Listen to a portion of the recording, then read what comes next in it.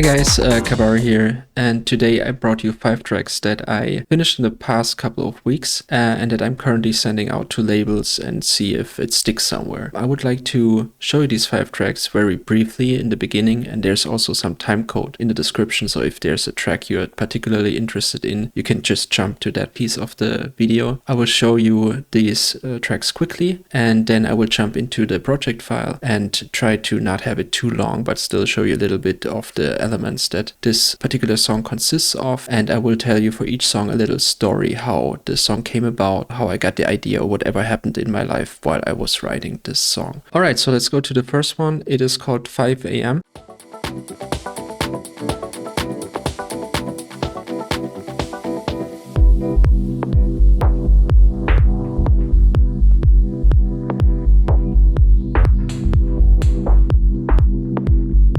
Let's skip a little bit forward.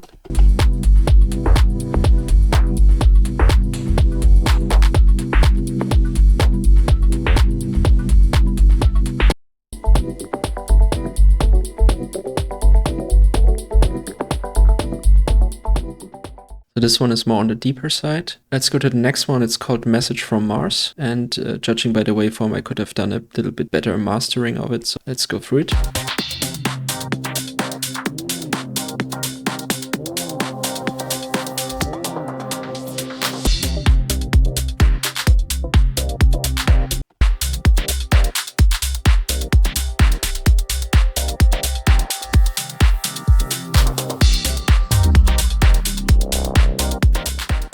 Okay, hopefully you got an idea of this one. The third track that I recently finished is called Tell Me Something. It will be more on the minimal deeper side. Tell me something.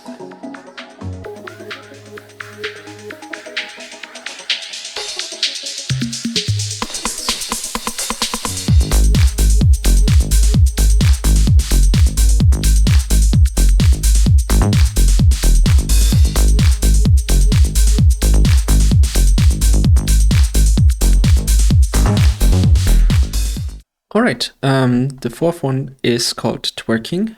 Let's have a listen to it.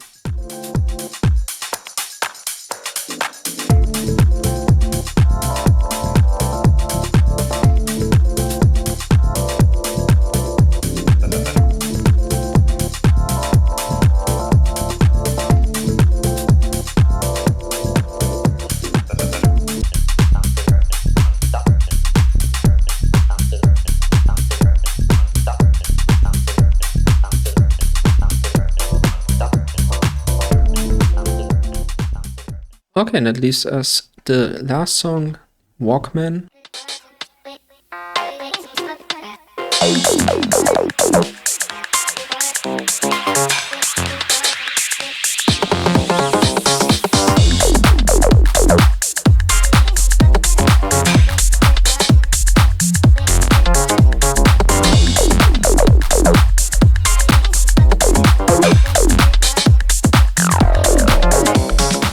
Alright, let's head into the project files.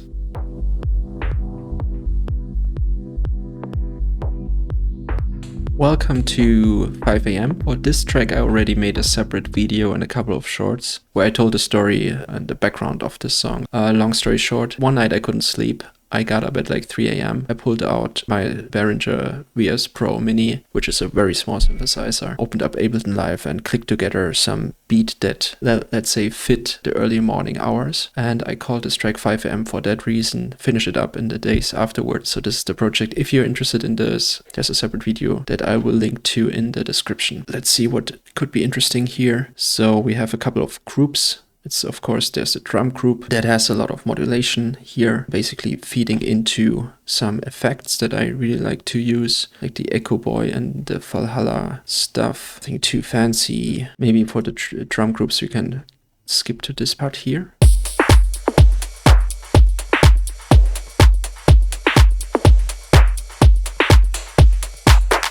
Like I said, I use a lot of automation on this, and especially on this 606 groove here. So let's solo it.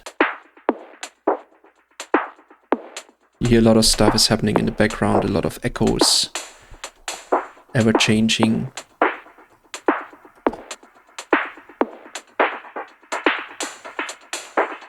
to give the whole song some atmosphere, extremely minimalistic. I did the same here with this drum part here as well, where I was feeding it into some sound effect.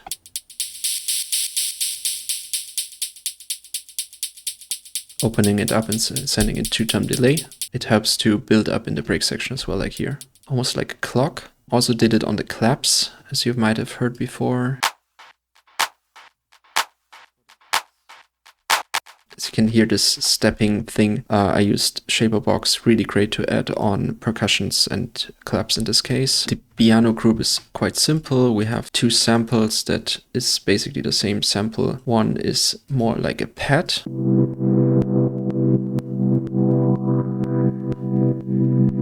And then in the other one it is a little bit more percussive.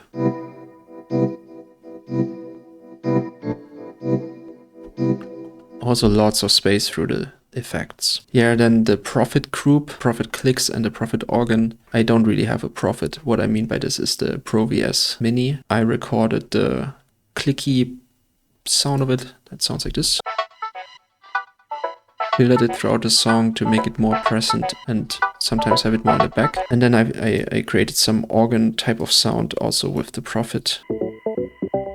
And the high noise that you hear is actually some hiss, some USB hiss. I would say some not wanted noise, but in the end I kept it in the recording because it actually helps the atmosphere of the song. Then I chopped it up a little bit to have it like this with delay.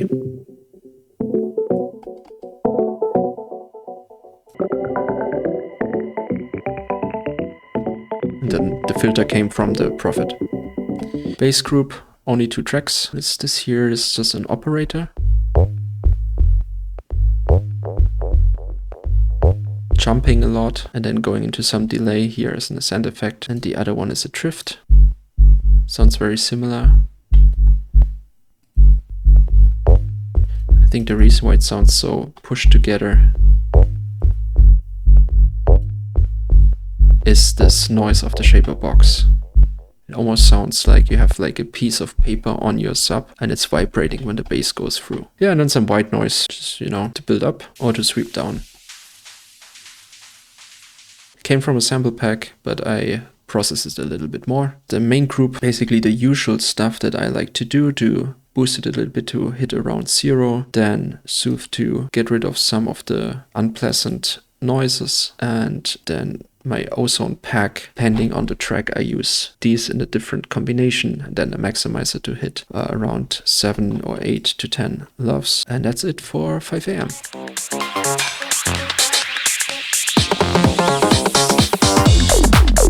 Alright, going to the second track called Walkman. You hear this hissing noise that comes from a tape machine. I will put it off for now because it's a little bit annoying without the other sounds. I also did a short video about Walkman. So the story behind this track is I was back at home a couple weeks ago, having nothing with me but my MacBook. So no synthesizer, not even my plug-in collection was on there. It's just mostly stock Ableton Live. But I was a little bit bored. I wanted to still work on some music. So I clicked together the main elements of this song using samples and using some plugin that is called MDD Snake as basically a random MIDI generator. So as you can see here, I had the vocal, I chopped it up, and this one is triggering different parts of the song. Like I said, if you want me to talk more about this song, there's a separate video and I linked it also in the description. Here I will just give you a short overview, starting again with the drum bass. You can see this drum bass is more complex than what I usually do.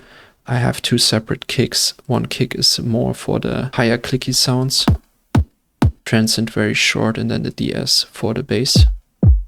A lot of top loops, like this one is not processed, coming from a sample pack, or not much processed. Then here chopped up one. A lot of percussions. Many of these different bits and pieces, putting it all together. This song has more energy than the 5 AM song. The bass group's also a little bit, yeah, it's not so complex, but I have different basses in here, so each of them has a little separate track. In the other video I talked about the call and response that's happening with these basses, followed by 2 subs, one that sits a little bit higher than the other one, so it's more audible on smaller systems. Process-wise, at that time I had the demo of this tape machine here. You see I can still use it for 11 days. If I activate this one has a noise, like a hissing noise, like a static. I think you can put it off here. For some reason I've left it on. The main channel or the master channel is very similar to what I've seen before. One thing I added is a low cut filter here that I activate just before the drop. As you can see here, get rid of all lower frequencies, so when everything hits back again at 33 has more energy. ShaperBox to get saturation only on the highs, to make the highs more present. Instead of a limiter, I use a clipper here to get rid of certain transients. Then I pushed up the overall sound by 12 decibel into another tape machine, and then ozone. And this time I only use the maximizer quite a lot still here. So 14 dB here, 12 dB here. As you can see, when I put the individual channels into the master, they were not so high at all. Especially these added sounds here, they are quite low, so I had to push them. In the end, I pushed it a little bit more. Probably that would not have been necessary, judging by the comparison of the waveforms in the beginning of this video.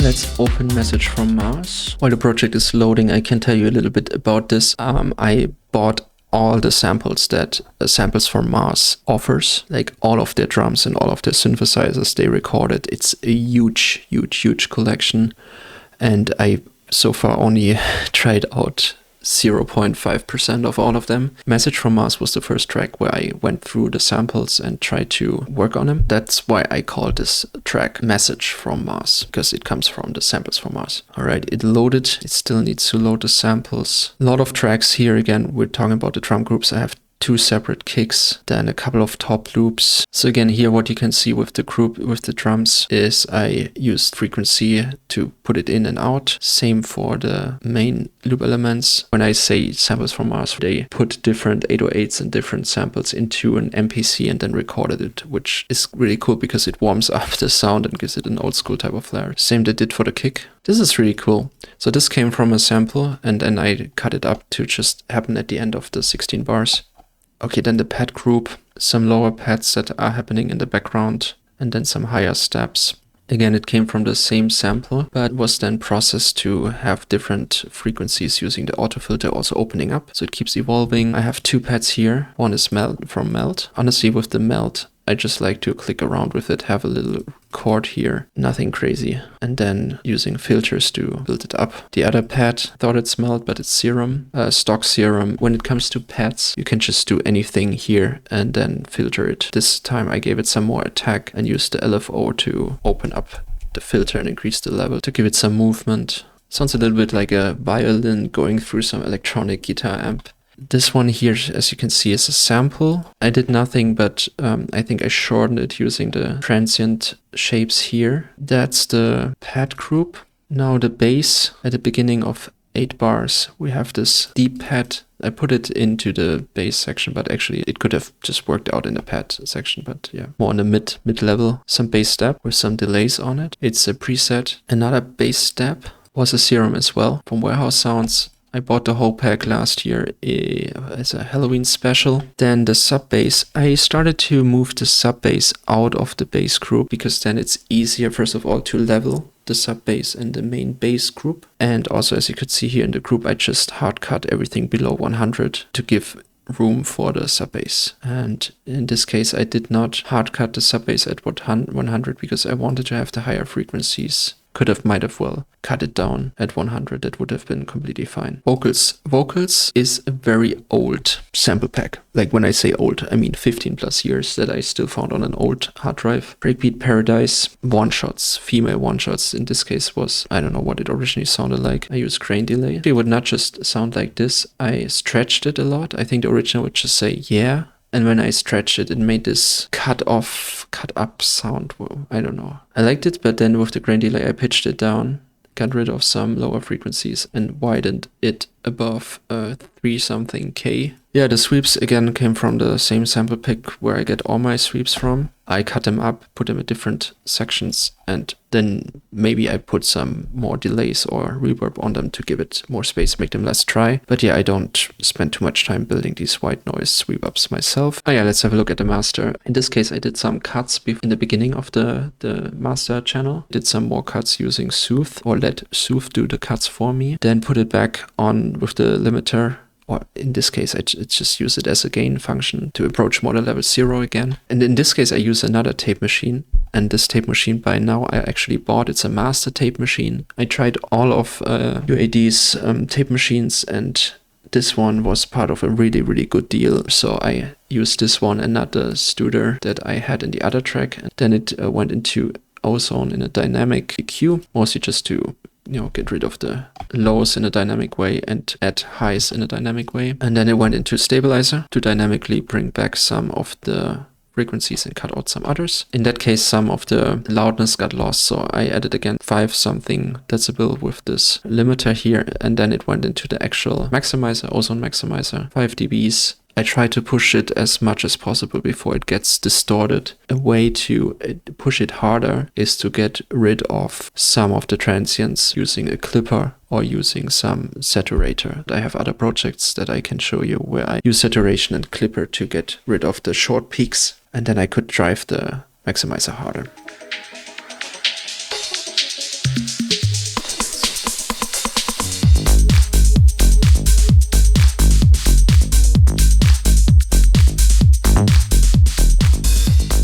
For the next Tell Me Something, I need to open Ableton Live Beta.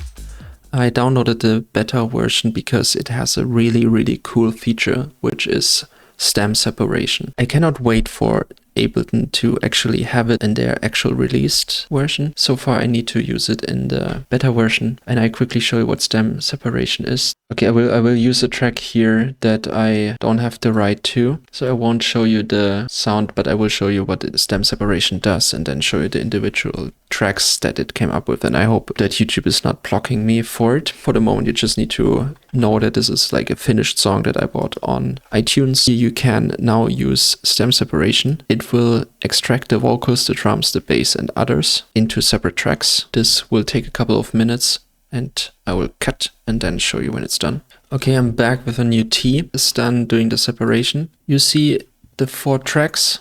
One is the vocals. Really, really cool quality-wise, I have to say. We have the bass, and then others, which is everything that they cannot fit into vocals, drums, and bass. So it can be guitar, piano, all of these things. Why am I telling you this? This track, let me load it here while I talk. This track, Tell Me Something, started by me doing some analytical work. I loaded some older Josh Baker songs and some other deep tech minimal house tracks that I like, and I really wanted to know how they constructed the song, and for that I used the stem separation to just check how they built the bass lines, the drums, all of this. It's easier to analyze if they are separated. Based on what I learned from there, I tried to recreate the bass line, added onto it until I got the track Tell Me Something.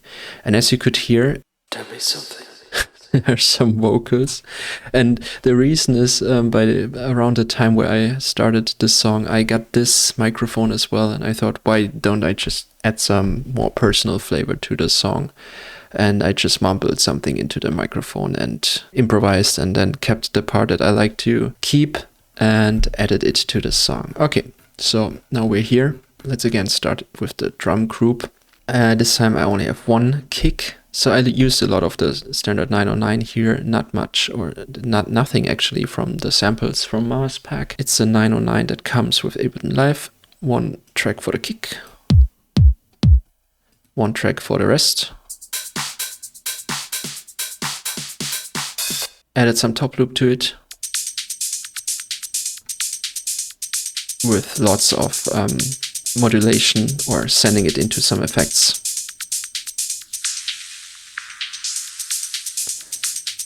Keep it evolving and interesting.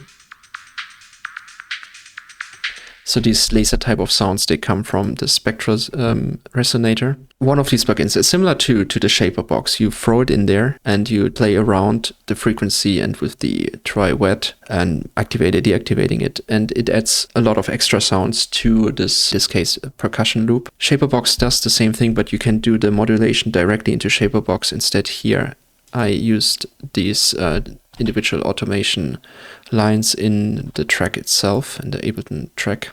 Let's listen to the bass group.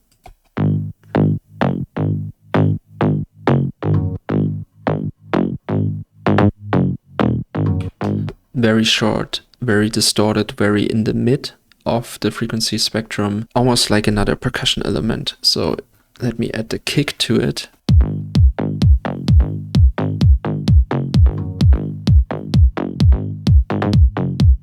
So the bass responds to the kick and they get into a little groove there. Sub bass again outside of the bass group, playing what the main bass is playing, just on a sine wave. Again, without distortion or anything interesting. I downloaded at that time, or I tried out a new plugin, which is the Kilohertz Compactor. It's a resonator-based sidechain tool, or resonator-based compression. Don't ask me exactly what it does, but what you can do with it is you can do clearer sidechaining. Let's do it here.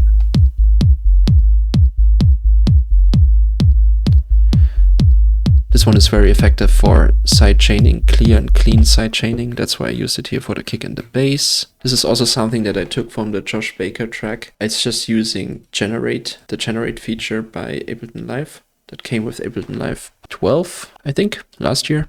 And then feeding random notes into some delay.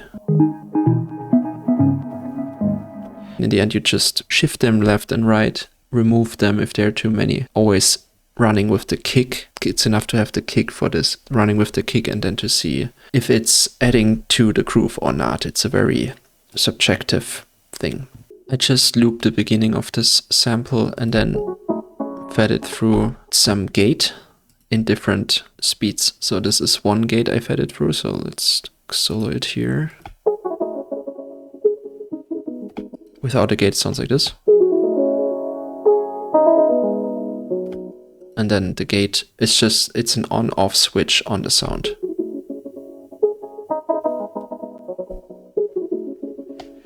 Perhaps to build some rhythm. I did the same here for this. It's a copy of the other one, but I use a different gate.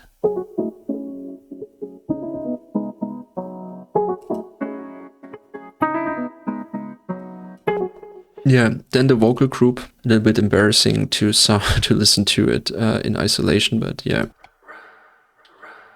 Tell me something. Some noise to give it atmosphere.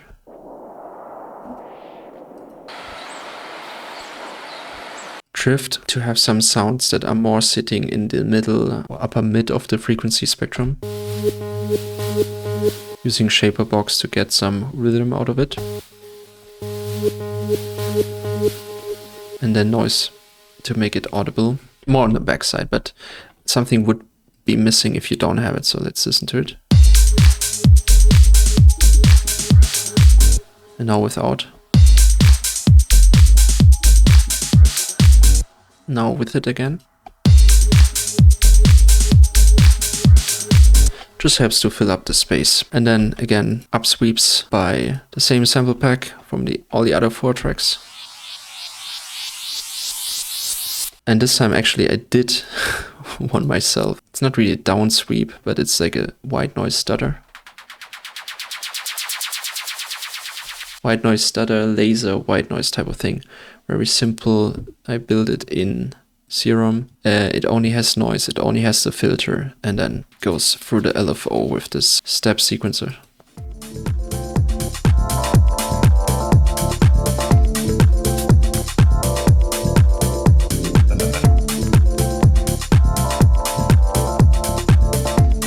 Alright, and for the last track for Twerkin, I can go back to my standard Ableton Live version, not the beta. And for this one, I don't really have a story to tell. I think, let me open it up, but I think I just put together some samples that I already had. Yeah, you can see it. You can see it here. This really doesn't have as many tracks as the other songs I showed you. I relied a lot on samples and sample loops in this project. And I think that's fine, you know. I did not just drag and drop sample loops and called it a day, although I didn't do much, I have to admit, for the drums and the bass. You can see the bass is just one track. It does not even have a sub bass. I didn't do much there, so but I still show it to you, this part.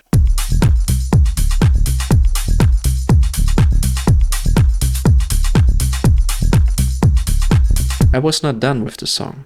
I added these chopped up piano sounds here, and even though you can see them, they are consolidated as a loop, they didn't come like that. This is how it originally sounded. It's just a chord running through. And what I did is I chopped them up to get this here.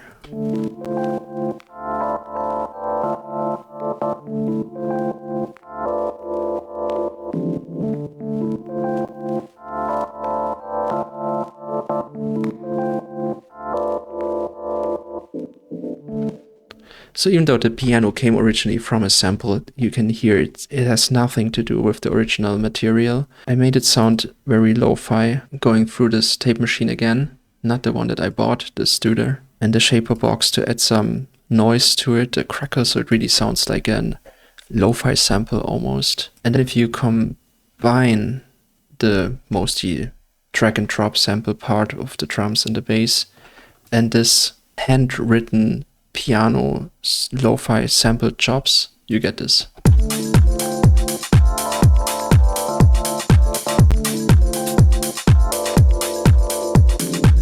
And therefore I can honestly say this is mine, because without this a lot of the song would be missing. Other than that, I added some piano chords or piano sounds from the M1.